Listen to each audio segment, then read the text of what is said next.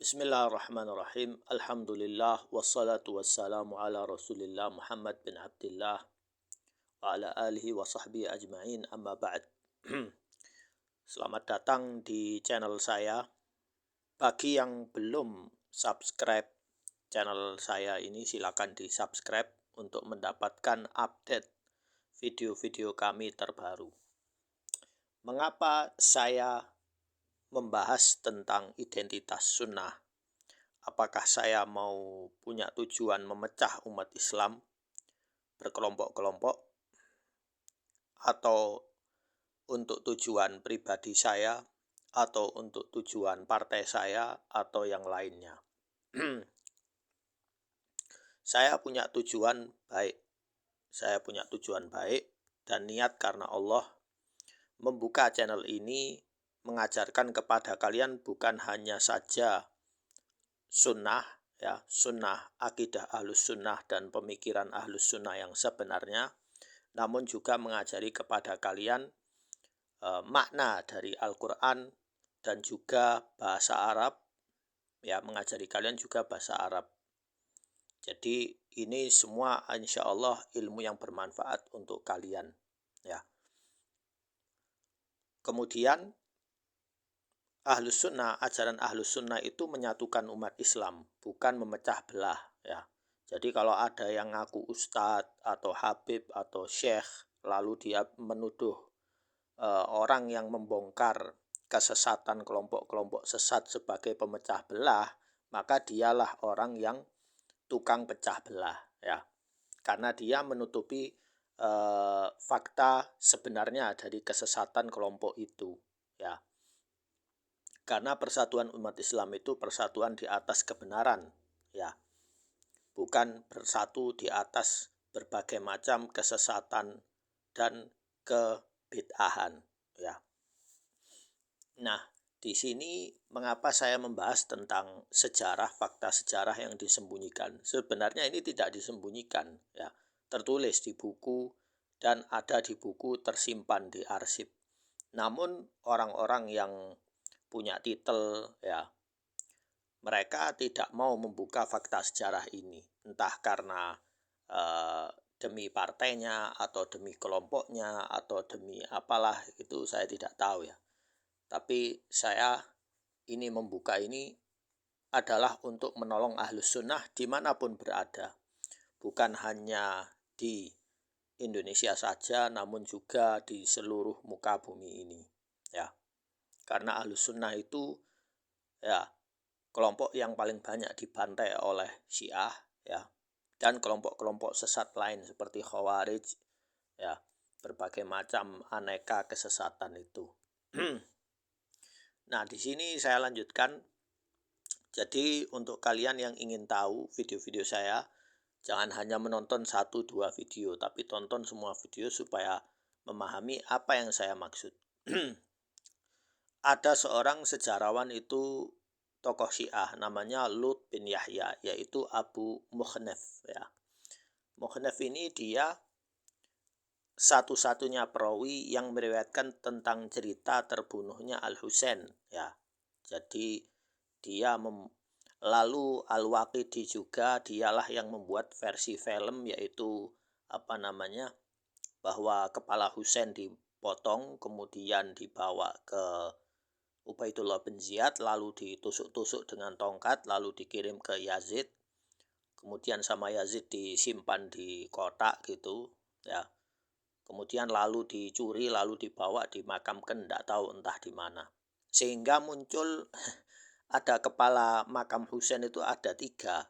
Satu di Mesir, satu di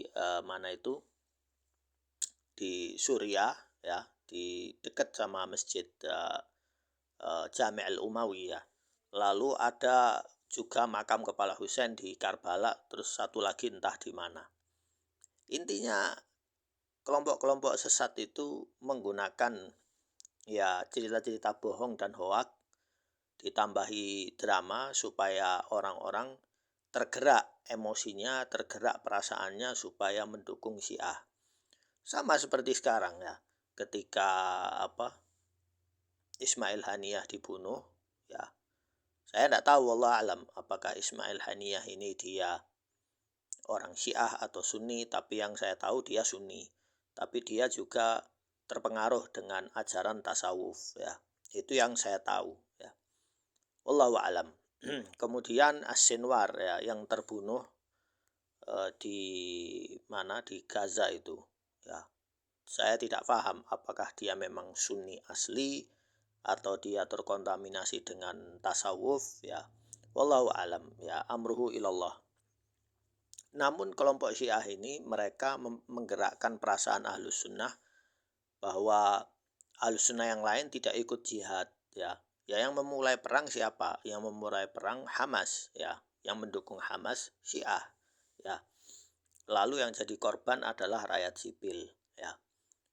Jadi perang itu bukan pakai perasaan, tapi pakai strategi, pakai politik siasat. Bukan serampangan perang gitu, ya. Entah, saya tidak mau masuk bab situ. Yang jelas yang saya bahas sekarang adalah At-Tabari dan Ibnul Athir dan Ibnu Katsir itu juga mengambil riwayat dari tokoh Syiah ini, yaitu Abu Mukhnaf, ya. Namun Az-Zahabi, anehnya Az-Zahabi ini dia berkata bahwa ini ikhbari talif. Jadi Abu Mukhnaf ini dia tukang buat berita tapi rusak, ya. Kemudian Yahya bin Ma'in berkata, padahal Imam Az-Zahabi sendiri dia mengambil riwayat-riwayat dhaif, ya, yang menjelek-jelekan Bani Umayyah, ya. Nanti akan saya bahas di video lain tentang Imam Zahabi. Kemudian Yahya bin Ma'in berkata, laisa bi syai', ini orang ini bukan apa-apa, maksudnya Abu Mukhnaf ini. Kemudian berkata Abu Hatim Ar-Razi, matruk al-hadis, ya. Jadi tidak diambil hadisnya. Kemudian Ibn Uday dia berkata bahwa Abu Mukhnaf ini tokoh Syiah wa sahib ikhbarihim, dan dia tukang membawa berita mereka. Mansur bin Iraq, ya. Abu Mukhnaf kadzab, talif, ya. Abu Mukhnaf ini orangnya pendusta, ya, dan rusak. Waqala Ad-Darqutni berkata ikhbari dhaif, dia tukang membawa berita tapi lemah. Ibn Hajar al-Asqalani berkata ikhbari talif la yuthaq bihi. Artinya orang ini pembawa berita yang rusak dan tidak bisa dipercaya. Kemudian Al-Murtadha Az-Zubidi berkata ikhbari syi'i talif, ya. Al-Murtadha Az-Zabidi berkata bahwa dia itu pembawa berita tokoh Syiah yang rusak. Ya, ini dibuang hadisnya, matruk itu dibuang hadisnya, tidak diambil. Kalau tokoh ini yaitu Abu Mukhnaf sudah rusak, ya, sudah banyak yang mengkritiknya. Namun kenapa At-Tabari dan Ibnul Athir dan Ibnu Katsir mengambil riwayat-riwayatnya? Ya, ini ada pertanyaan besar, ada apa? Ya. Di sini saya juga tidak bermaksud menjelek-jelekkan ulama, tidak. Tapi saya mengkritisi akibat dari sebagian kesalahan mereka ini. Kita sebagai umat Islam Sunni harus memfilter kembali. Jadi tugas kita, pekerjaan kita bukan selesai. Bukannya kita membuang semua PR itu ke ulama, tidak.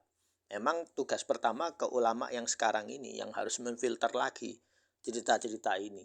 Karena ulama yang terdahulu ya belum selesai tugasnya, ya.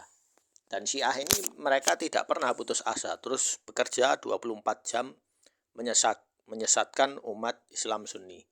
Sekian, semoga bermanfaat. Lanjut ke video berikutnya. Wassalamualaikum warahmatullahi wabarakatuh.